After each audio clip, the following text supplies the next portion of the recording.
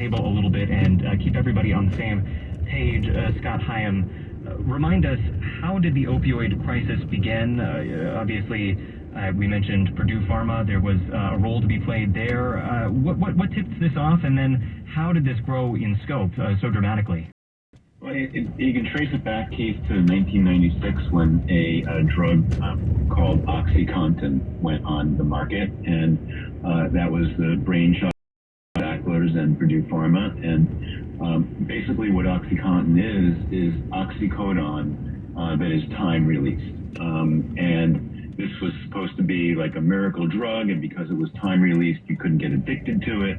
And they convinced the entire medical community and doctors that it was safe to prescribe this drug, when now internal documents show that that's not true. It's a highly addictive drug, that a lot of people got hooked on this drug, that you could crush it and defeat the time release function on these tablets. You could snort it, you could shoot it, you could get a huge dose of oxycodone.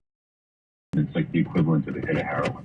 Yeah. And so for about 10 years, OxyContin was on the market and ruled the market until about 2006, when Purdue Pharma was fined more than $600 million for misbranding its drug.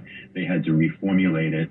And at that point, a lot of other companies saw that there was a huge market and a lot of money to be made, and they jumped in with both feet.